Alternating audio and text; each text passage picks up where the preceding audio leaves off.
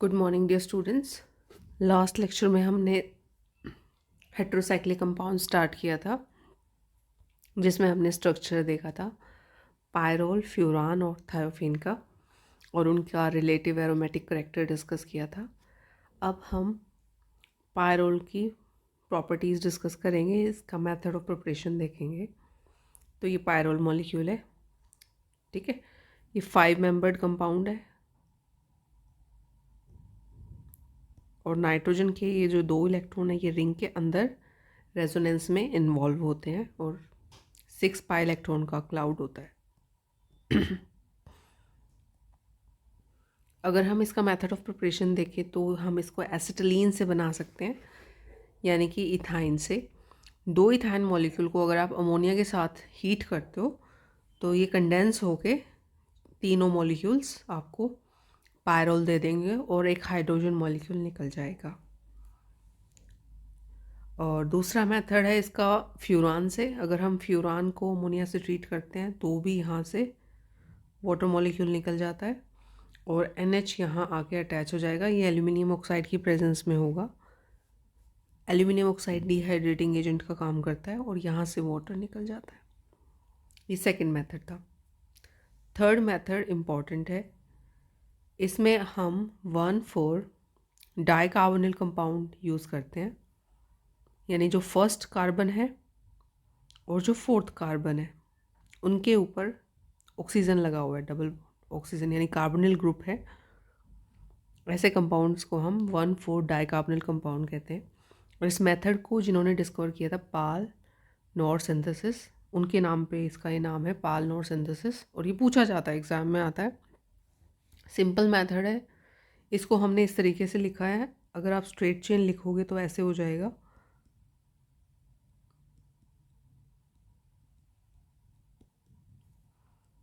ठीक है, लेकिन क्योंकि समझना है और हमें आगे रिंग क्रिएट करना है, हम इसको ऐसे ही ड्रॉ करते हैं पेपर में भी।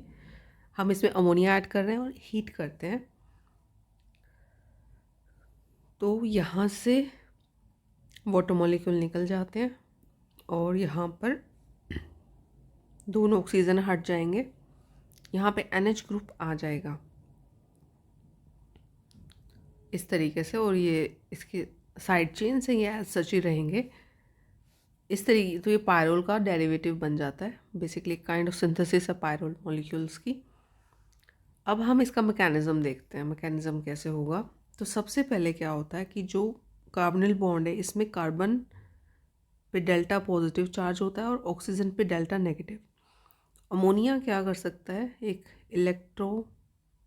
न्यूक्लियोफाइल की तरह एक्ट करेगा और इस कार्बन पे अटैक कर सकता है और कार्बन के साथ बॉन्ड बना लेगा, और ऑक्सीजन इस इलेक्ट्रॉन पेयर को यहाँ ले लेगा, जिससे इस पर नेगेटिव चार्ज आएगा। उसको बैलेंस करने के लिए ये यहाँ से एक हाइड्रोजन आयन को एक्सेप्ट कर लेगा, तो यहाँ पे OH आ जाएगा। और अमोनिया NH3 जो था वो जब बाइंड करेगा तो NH2 बचेगा, क्योंकि इसका एक हाइड्रोजन ऑक्सीजन ने एक्सेप्ट कर लिया है, तो ये इंटरमीडिएट बन जाएगा। अब इस मॉलिक्यूल की स्टेबिलिटी कम होती है क्योंकि एक कार्बन पे ये 2 बड़े बड़े ग्रुप आ गए हैं।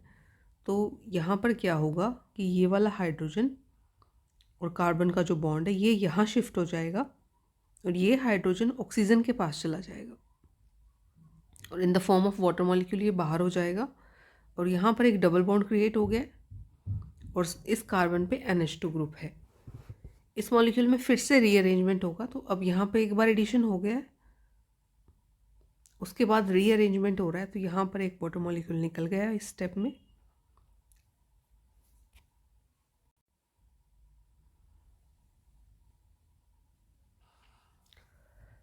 नेक्स्ट स्टेप में ये नाइट्रोजन फिर से इस दूसरे कार्बोनिल कार्बन पे अटैक करेगा, जो कि थोड़ा पॉजिटिव सेंटर है, और इसका एक हाइड्रोजन फिर से इस ऑक्सीजन के पास चला जाएगा।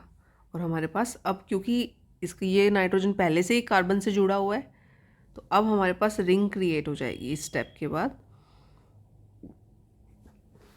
नेक्स्ट स्टेप में फिर से जो ये कार्बन ऑक्सीजन बॉन्ड है, इसका एडजेसेंट कार्बन है, इसका एक हाइड्रोजन जो है वो CH बॉन्ड यहाँ शिफ्ट होगा और डबल बॉन्ड क्रिएट होगा, और ये OH इस हाइड्रोजन के साथ in the form of H2O बाहर हो जाएगा और यहाँ पर आपका डबल बॉन्ड आ जाएगा। ये बेसिकली पायरोल का स्ट्रक्चर है आपका। तो ये इस तरीके से सिंपल मैकेनिज्म से हमारे पास ये मॉलिक्यूल सिंथेसाइज हो जाता है। तो आप देख सकते हो कि वाटर मॉलिक्यूल जब निकल रहा है तो यहाँ से एक हाइड्रोजन इधर से जा रहा है, एक इधर से जा रहा है, और 2 हाइड्रोजन यहाँ से जा रहे हैं, और आपके पास 2 वाटर मॉलिक्यूल यहाँ निकलते हैं और ये पालन और सिंथेसिस हो जाते हैं। सिंपल इसका मैकेनिज्म भी आ जाता है। तो आप अगर आता होगा तो आपका स्कोर अच्छा हो जाता है। फिर अगर हम फिज़िकल प्रॉपर्टीज़ की बात करते हैं तो ये कलरलेस लिक्विड है पायरोल। इसका बॉइलिंग पॉइंट 130 डिग्री सेल्सियस है। अगर आप इसको एयर में रखोगे तो ये ब्राउन हो जाएगा, ऑक्सीडेशन हो जाता है, और ये वाटर में स्पेरेंगली सॉल्युबल है, थोड़ा बहुत सॉल्युबल है। फिर हम इसकी केमिकल प्रॉपर्टीज़ की बात करते हैं तो सबसे पहले हम बात करेंगे इस पे इलेक्ट्रोफिलिक सब्स्टिट्यूशन रिएक्शन की, जो बहुत इंटरेस्टिंग है, क्योंकि हमने पीछे बात की थी पिछले लेक्चर में कि ये बेंजीन से ज़्यादा रिएक्टिव होता है और यहाँ पे इजीली इलेक्ट्रोफिलिक सब्स्टिट्यूशन होगा, इवन मोर देन बेंजीन। यहाँ पर जो सब्स्टिट्यूशन की पोजीशन है वो सेकंड पोजीशन है, यानी कि ये वाली एक पे ही होगा। अगर ये पोजीशन किसी वजह से ऑक्यूपाइड है, यानी यहाँ पे कोई मिथाइल ग्रुप लगा हुआ है, तो फिर बीटा या फिर थर्ड पोजीशन पे सब्स्टिट्यूशन हो जाएगा। एक पे ही होगा, एक ही होगा यूजुअली। तो आपको ये याद रखना है। वैसे तो चारों ही पोजीशन एक्टिव है, मतलब 2 पोजीशन है बेसिकली पायरोल पे। ठीक है, ये अल्फ़ा पोजीशंस है और ये बीटा पोजीशन है। तो अल्फ़ा पे होता है, अल्फ़ा या सेकंड पोजीशन। अब आपको याद ध्यान रहेगा, बेंजीन के केस में आपको याद होगा, मान लो यहाँ पे कोई ग्रुप लगा हुआ है तो ये अल्फ़ा पोजीशंस होती हैं और ये बीटा और ये गामा। तो वहाँ पे भी यूजुअली अल्फ़ा या गामा पे होता है इलेक्ट्रोफिलिक सब्स्टिट्यूशन। तो यहाँ पे क्योंकि गामा तो है नहीं, अल्फ़ा पे ही हो जाएगा। अब हम देखते हैं सब्स्टिट्यूशन को। तो सबसे पहले हम शुरुआत करते हैं यहाँ सल्फोनेशन से स्टार्ट कर लेते हैं। तो हमने बीच में ये पायरोल मॉलिक्यूल लिख लिया है सेंटर में। जब आप इसको सल्फ़र डाइऑक्साइड्स और पेरिडीन के साथ ट्रीट करते हो एट 100 डिग्री सेल्सियस तो सल्फोनेशन हो जाती है, और यहाँ पर इस कार्बन और हाइड्रोजन के बीच में यहाँ SO3 ग्रुप आ जाएगा, और क्योंकि सल्फोनिक एसिड सल्फोनिक ग्रुप आ गया, इसको सल्फोनेशन हम कहते हैं। तो ये फर्स्ट सब्स्टिट्यूशन है। अगर आप इसको एसीटोनाइट्रेट के साथ ट्रीट करते हो, एसीटोनाइट्राइट और एसिटिक एनहाइड्राइड के साथ ट्रीट करते हो तो नाइट्रेशन हो जाएगा, और NO2 ग्रुप आ जाएगा यहाँ पर इस हाइड्रोजन की जगह है, इस तरीके से। तो ये नाइट्रेशन है। फिर अगर हम इसको HCN और HCl से ट्रीट करते हैं तो यहाँ पे CHO ग्रुप आ जाता है। इस रिएक्शन को गैटरमैन कोच सिंथेसिस कहते हैं, आपने पहले भी पढ़ा हुआ होगा, और अगर आपको ध्यान नहीं आ रहा तो अब याद रखना। अगर ये 2 रिएजेंट हैं HCN और HCl तो ये CHO ग्रुप प्रोवाइड करते हैं। यहाँ कार्बन से जो है वो CHO ग्रुप आता है हाइड्रोलाइज होके। फिर हम इसके साथ डाइजोनियम सॉल्ट के साथ रिएक्शन कर सकते हैं, तो कपलिंग रिएक्शन होगी। ये जो X है ये H के साथ बाहर निकल जाएगा, और बाकी ये जो ग्रुप है बचा नाइट्रोजन और बेंजीन रिंग, ये जाके यहाँ अटैच हो जाएगा, और तो ये डाई बनते हैं, एजो डाई टाइप प्रोडक्ट बनता है। इसको हम कपलिंग रिएक्शन कहते हैं। फिर हमारे पास है, हम नेक्स्ट देखते हैं, अगर आप इसको क्लोरोफॉर्म और एक बेस KOH के साथ ट्रीट करते हो तो आपको जैसा कि याद है, ये रीमर टीमन रिएक्शन शो करता है, और यहाँ पर एक CHO आ जाएगा। गेटरमैन कोच में भी यही प्रोडक्ट बना है ऊपर, यहाँ पर भी यही बनता है। फिर हम फ्रीडल क्राफ्ट एसाइलेशन देख सकते हैं। जिसमें हम टिन टेट्राक्लोराइड यूज़ कर रहे हैं on presence of acetic anhydride. तो ये वाला जो ग्रुप है COCH3, जैसा कि इसको एसाइल ग्रुप कहते हैं, आपको याद आ गया होगा। ठीक है, ये वाला ग्रुप एसाइल होता है। अगर ये आके अटैच हो रहा है तो इसको एसाइलेशन कहते हैं, और क्योंकि ये ल्यूइस एसिड की प्रेजेंस में हो रहा है और वही वाला रिएजेंट सिस्टम है, ये हमारा फ्रीडल क्राफ्ट रिएक्शन एसाइलेशन होता है। इसको कई बार ऐसे भी लिख देते हैं। तो आपको याद रखना है कि आपको COCH3 यहाँ अटैच करना है। अगर आप आयोडीनेशन करते हो आयोडीन और पोटेशियम आयोडाइड के साथ, तो ये एक पोजीशन पे नहीं रुकता, चारों पोजीशन पे सब्स्टिट्यूशन हो जाता है। आप समझ रहे हो ना, यहाँ पे भी हाइड्रोजन्स हैं, बस हमने शो नहीं किया क्योंकि उनका यूज़ नहीं था पहले। तो यहाँ पर चारों पोजीशंस पे हो जाता है। बहुत विगरस नेचर होता है हैलोजिनेशन का, जिसकी वजह से टेट्रा सब्स्टिट्यूटेड प्रोडक्ट बन जाता है। हम इसको रोक नहीं पाते यहाँ। और अगर हम क्लोरीनेशन या ब्रोमिनेशन करेंगे तो हमें 0 डिग्री से सेल्सियस से नीचे जाना पड़ेगा, नहीं तो बहुत ज़्यादा एक्सप्लोसिव रिएक्शन हो सकता है। कई बार बहुत फास्ट रिएक्शन होता है, उसमें एक्सप्लोजन हो जाता है। तो ये रिएक्शंस थे पायरोल के। अब इसका मैकेनिज़्म है हमारे सिलेबस में, जो कि बहुत मज़ेदार है, बहुत आसान भी है और इजी है काफ़ी। मैकेनिज़्म में 3 स्टेप्स होंगे और ओरिएंटेशन भी हम इसमें साथ में डिस्कस करेंगे। ओरिएंटेशन मतलब सेकंड पे क्यों जा रहा है, थर्ड पे क्यों नहीं गया, इसको ओरिएंटेशन कहते हैं। कहाँ गया जो इलेक्ट्रोफाइल आया था। तो सबसे पहला स्टेप क्या होता है, इलेक्ट्रोफाइल को पहले जनरेट किया जाता है कि कौन आएगा जो इसके साथ इंटरेक्ट करेगा। इलेक्ट्रोफाइल का जनरेशन बेसिक रिएक्शन में EZ से शो करते हैं, जहाँ पे E जो ये इलेक्ट्रॉन पेयर है ये Z एटम ले जाएगा और इस पर नेगेटिव चार्ज आ जाता है, और जो E है उस पर पॉजिटिव चार्ज आ जाता है, जो फिर फर्दर एक इलेक्ट्रॉन रिच सेंटर के पास जाता है। जैसे ये इसको पता है कि इसके पास इलेक्ट्रॉन डेंसिटी ज़्यादा है, तो ये इसके पास जाता है कि मेरी हेल्प कर दो। अब जो इलेक्ट्रोफाइल जनरेट होते हैं वो डिपेंडिंग ऑन कौन सा रिएक्शन है अलग अलग होते हैं। जैसे कि अगर नाइट्रेशन है तो NO2 पॉजिटिव होगा, सल्फोनेशन है तो SO3 होगा, सल्फर ट्राइऑक्साइड। आयोडीनेशन है तो I पॉजिटिव है, फ्रीडल क्राफ्ट एसाइलेशन है तो CH3CO पॉजिटिव है, रीमर्टिमन रिएक्शन है तो एक कार्बीन होता है CCl2। ये आपको याद रखना ज़रूरी नहीं है, अगर आपको रह जाता है तो बहुत अच्छी बात है। अब जब ये इलेक्ट्रोफाइल जनरेट हो जाते हैं तो ये सब इलेक्ट्रॉन डेफिशिएंट होते हैं, तो ये क्या करते हैं, यहाँ इसके पास अप्रोच करते हैं पायरोल मॉलिक्यूल के पास। तो पायरोल क्या करेगा, जो इसका पाई इलेक्ट्रॉन क्लाउड है उसका एक पाई बॉन्ड इसको इसके साथ बॉन्ड बना लेता है। तो ये वाला जो सेकंड कार्बन है ये इसके साथ लिंक हो जाएगा, तो थर्ड कार्बन पे पॉजिटिव चार्ज क्रिएट हो जाता है। अब इसको बैलेंस करने के लिए, स्टेबलाइज करने के लिए ये रिंग रेजोनेंस में जाता है। तो इधर कार्बन से इलेक्ट्रॉन पेयर इधर बीच में चला जाएगा। तो इस कार्बन पे ये 5th कार्बन जो है, अगर हम नंबरिंग ऐसे करें तो 5th कार्बन पे पॉजिटिव चार्ज आ जाएगा। अब इसको बैलेंस करने के लिए नाइट्रोजन अपना इलेक्ट्रॉन पेयर यहाँ शेयर कर लेता है और इस तरीके से डबल बॉन्ड बनता है और नाइट्रोजन पे पॉजिटिव चार्ज आ जाता है।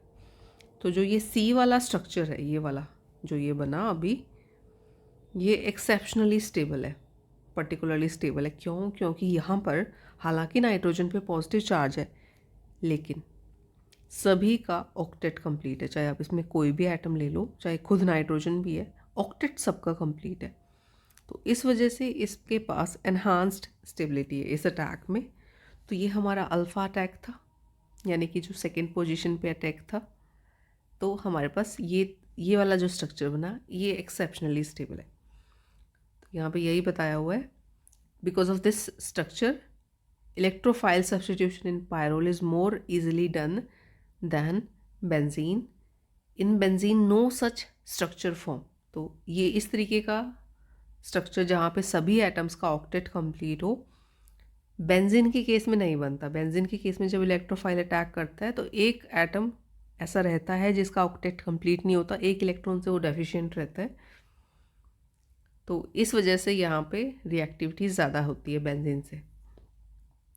अब अगर यही अटैक हमारा बीटा पोजीशन पे होता, यानी जब हमने ये वाला स्टेप किया था, यहाँ पर ये इलेक्ट्रोफाइल सेकंड की बजाय थर्ड कार्बन से अटैच हो जाए तो सेकंड पे पॉजिटिव चार्ज आएगा, जैसा कि आप यहाँ देख सकते हो। तो अब जब सेकंड पे पॉजिटिव चार्ज आता है तो इमीडिएटली ये नाइट्रोजन क्या करेगा, हेल्प करेगा और इस तरीके से यहाँ पे अपना इलेक्ट्रॉन पेयर शेयर कर लेगा इस कार्बन के साथ, सेकंड कार्बन के साथ, और ये स्ट्रक्चर बनेगा जो कि एक्सेप्शनली स्टेबल। लेकिन यहाँ पर क्या हुआ कि 2 ही स्ट्रक्चर बने, 3 नहीं बने। जैसे चार्ज पूरा यहाँ तो पूरा रोटेट हुआ, यहाँ पर क्योंकि नाइट्रोजन बिल्कुल पास में ही था तो उसी टाइम इसने हेल्प कर दी। फिर नेक्स्ट स्टेप होगा रिमूवल ऑफ प्रोटॉन फाइनल, ताकि फाइनल प्रोडक्ट बने। अल्फ़ा अटैक के केस में ज़्यादा रेजोनेटिंग स्ट्रक्चर बने as compare to beta attack. तो इलेक्ट्रोफिलिक सब्स्टिट्यूशन जो है वो अल्फ़ा पे होगा फर्स्ट चॉइस में। अगर वो ऑक्यूपाइड है, वहाँ पर कोई ग्रुप लगा हुआ है, जैसे कोई मिथाइल इथाइल ग्रुप है या कोई क्लोरो मॉलिक्यूल ग्रुप लगा हुआ है, तो बीटा पोजीशन पे होगा। इसको हम क्या कहते हैं, जब ये डिसाइड हो रहा है कि कहाँ होगा, इसको ओरिएंटेशन कहा जाता है, orientation of reaction. Third step होता है removal of proton to yield the final product. तो जो यहाँ पर Z था, आपको याद होगा फर्स्ट स्टेप में, ये क्या करेगा, एक जहाँ इलेक्ट्रोफाइल अटैच हुआ है उस कार्बन का हाइड्रोजन ये एक्सेप्ट कर लेगा, ताकि जो रिंग है वो फिर से रीस्टोर हो जाए और ये HZ की फॉर्म में बाहर हो जाएगा और आपके पास प्रोडक्ट बन जाएगा। तो ये आपका मैकेनिज़्म था इलेक्ट्रोफिलिक सब्स्टिट्यूशन का। इसकी प्रैक्टिस कर लेना, ये क्वेश्चन आता है इस पे और ये काफ़ी इजी है। फिर हम नेक्स्ट हमारे पास क्वेश्चन आता है एसिडिक कैरेक्टर ऑफ पायरोल पे। यहाँ पे वैसे नाइट्रोजन के पास एक इलेक्ट्रॉन पेयर है तो इसको बेसिक होना चाहिए था, लेकिन ये बेसिक नहीं होता क्योंकि हमने बात की थी कि ये रिंग के रेजोनेंस में इन्वॉल्व हो जाता है इलेक्ट्रॉन, इसलिए ये बेसिक नहीं है। इसीलिए हम इसको ऐसे सर्कल में दिखाते हैं। तो हमने क्या देखा कि बेसिक तो है नहीं, तो न्यूट्रल होना चाहिए था, लेकिन ये थोड़ा सा एसिडिक होता है और मेटल्स के साथ सॉल्ट भी बनाता है। जैसे कि अगर आप इसको KOH के साथ ट्रीट करते हो कि बेस के साथ, तो ये रिएक्ट करता है, यहाँ से वाटर निकल जाएगा और ये इसका सॉल्ट बन जाता है। इस एसिडिक कैरेक्टर को हम कैसे जस्टिफाई करते हैं कि जो नेगेटिव चार्ज आता है वो ज़्यादा रेजोनेंस स्टेबलाइज्ड है।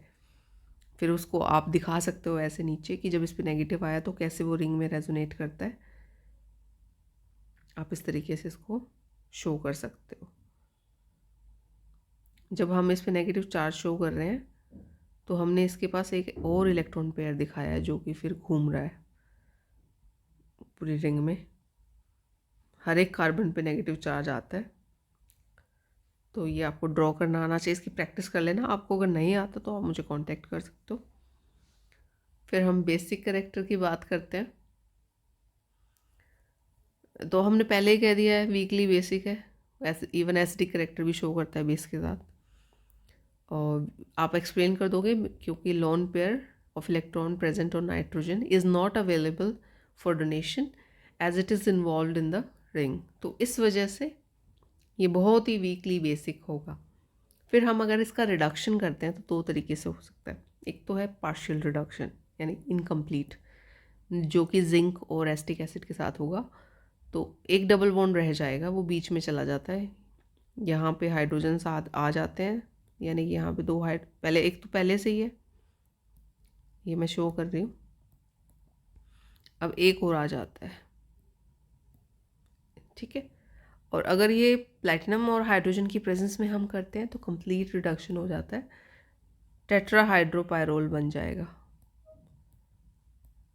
ठीक है। ये मैं हाइड्रोजन सिर्फ आपको समझाने के लिए शो कर रही हूँ ताकि आपको क्लैरिटी हो जाए कि एक एक तो पहले था, एक और ऐड हो जाता है रिडक्शन के बाद।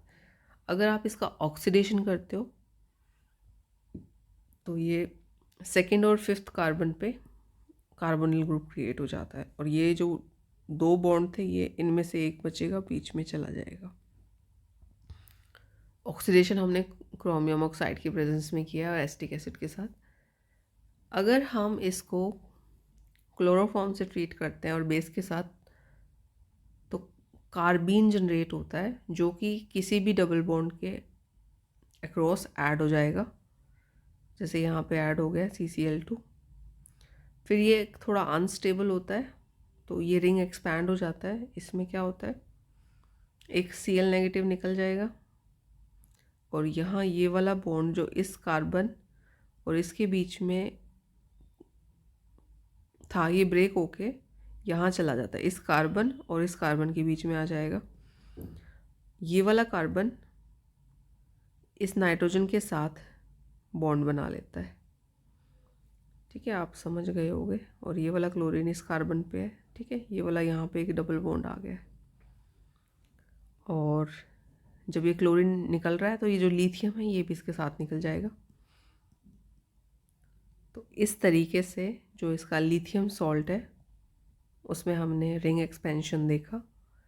ये क्वेश्चन आ जाता है डायरेक्ट, आपको रिएजेंट्स बता दिए जाएंगे और प्रोडक्ट पूछे जाएंगे। जैसे यहाँ पे हम A या B से इसको डिफाइन कर दें, तो ये आपका यहाँ पे पिरिडिन बन गया है।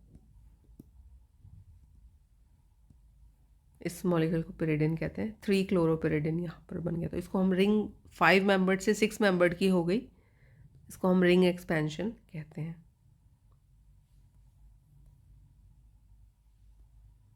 तो ये इस पे क्वेश्चंस हैं जो आप सॉल्व कर सकते हो। 2 मेथड ऑफ प्रिपरेशन है पायरोल के लिए। आप कोई भी 2 मेथड बता सकते हो। अगर इस तरीके से क्वेश्चन है तो जो भी 2 मेथड आसान है आपको याद आ रहे हो, जो फर्स्ट मेथड हमने देखा था एसिटिलीन के साथ अमोनिया को ट्रीट किया था, सेकेंड मेथड में फ्यूरान को ट्रीट किया था अमोनिया के साथ, और थर्ड मेथड था पालनोर सिंथेसिस जो कि यहाँ पे है। इसका मैकेनिज्म भी डिस्कस करने के लिए पूछ सकते हैं। 1,4-डाइकार्बोनिल कंपाउंड को ट्रीट किया था हमने अमोनिया के साथ, इसका मैकेनिज्म भी देखा था। फिर ये क्वेश्चन आ सकता है प्रिपरेशन का ही, कंप्लीट द रिएक्शन। तो यहाँ पे क्या आएगा, आप बता दोगे अमोनिया। ये 2 मॉलिक्यूल रिएक्ट करते हैं और यहाँ पर हाइड्रोजन निकला था। फिर आपसे मैकेनिज्म और ओरिएंटेशन पूछा जा सकता है इलेक्ट्रोफिलिक सब्स्टिट्यूशन का नाइट्रेशन के केस में। तो आप पहले इलेक्ट्रोफाइल जनरेट करके दिखाओगे NO2 पॉजिटिव, जो फर्दर ये फिर आप इसका आगे नेक्स्ट अटैक दिखाओगे पायरोल पे, और फिर finally removal of proton to restore the structure. फिर आप एसिडिक करेक्टर ऑफ पायरोल बता सकते हो KOH के साथ रिएक्शन करके या NaOH के साथ जब इसका सॉल्ट बनता है। फिर आप बता सकते हो पायरोल वीक बेस क्यों है, अगर ये क्वेश्चन आता है, क्योंकि इसका इलेक्ट्रॉन पेयर रिंग के रेजोनेंस में इन्वॉल्व हो जाता है। फिर ये इसकी रिएक्शन है जो हमने डिस्कस की थी, अगर हाइड्रोजन और प्लेटिनम से करेंगे तो कंप्लीट रिडक्शन हो जाता है, इसके केस में पार्शियल रिडक्शन होगा।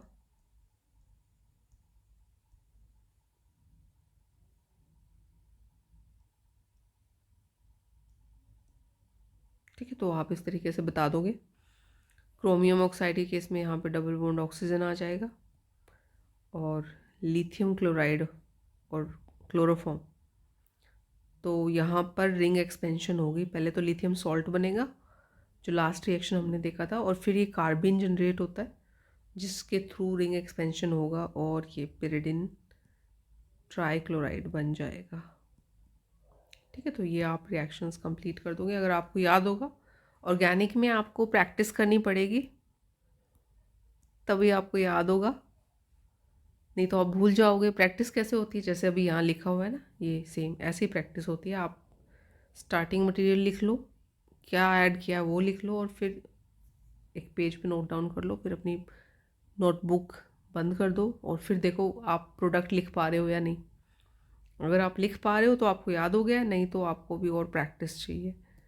इसकी आप साथ साथ प्रैक्टिस कर लोगे तो आपको आसान लगेगा, और अगर एक साथ करने की कोशिश करोगे थोड़ा एग्ज़ाम से 1-2 हफ्ते पहले तो आपको मुश्किल लग सकता है। तो टाइमली इसको भी थोड़ा थोड़ा आप करते रहना तो आपको आसान लगेगा। तो आज वाले लेक्चर में हम इतना ही करते हैं, बाकी हम नेक्स्ट लेक्चर में कंटिन्यू करेंगे। Thank you so much.